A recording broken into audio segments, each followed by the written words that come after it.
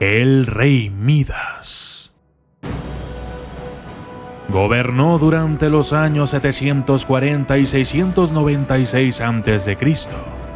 Debido a su casamiento con una mujer griega, la región que ocupaba la mayor parte de la península de Anatolia, actual Turquía, adoptó el alfabeto griego. Era un hombre obsesionado por las riquezas. Vivía en un hermoso castillo rodeado de grandes jardines, bellas rosas y todo tipo de objetos lujosos. Gracias a Midas, este reino se expandió al este, participando en múltiples relaciones comerciales con Asiria y Urartu, que aumentó considerablemente las riquezas del rey y toda la región. Tanta abundancia provocó que los griegos acabaran haciéndole un hueco en su mitología. Según parece, tras las muchas invasiones de Sargón II, rey de Asiria durante el Imperio Nuevo, Midas se suicidó, terminando así el próspero periodo de Frigia. En la localidad de Yasilicaya de Anatolia se levantó una fachada monumental llamada Tumba de Midas, que data del siglo VII a.C., pero lo cierto es que se trata de un templo dedicado a Cibeles, antigua diosa de la fertilidad de la tierra y principal divinidad del panteón de Frigia. Los frigios vivieron su apogeo en el siglo VIII a.C. bajo el gobierno de Midas.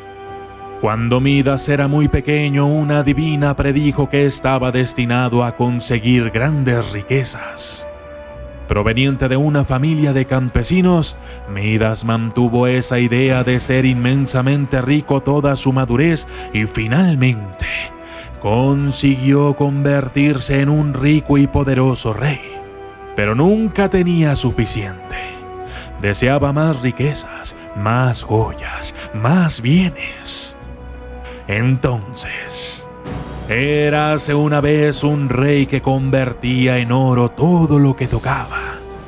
Así comienza el mito del rey Midas, en el que Dioniso, hijo de Zeus y dios de la vendimia y el vino, decidió complacer a Midas con su deseo. Tras haber ayudado a Sileno, sátiro y compañero de excesos alcohólicos de Dionisos, que había acabado tras una de las interminables noches de borracheras, quedándose dormido en el espectacular jardín de rosas del rey Midas. Respecto al deseo, sus ansias de riqueza le llevaron a ambicionar un poder que transformara en oro todo lo que sus manos tocaran, fuese lo que fuese.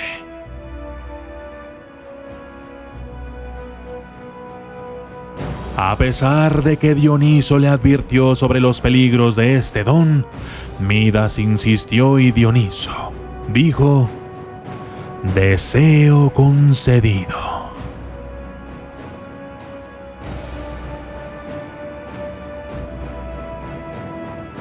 Al principio todo fue bien, hasta que sintió hambre.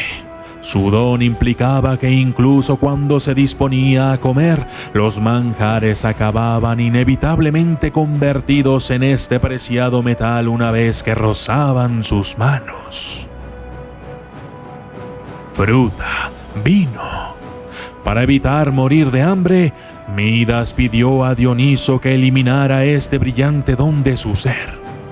Deseo que fue concedido tras bañarse en el río Pactolo, que desde ese momento contuvo arenas compuestas de oro, polvo de oro en la orilla del río, gracias a la codicia del rey.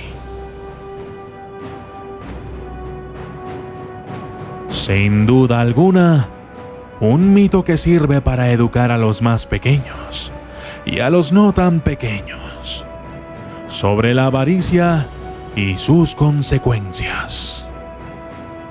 Yo soy el documentalista y esto fue El Rey Midas.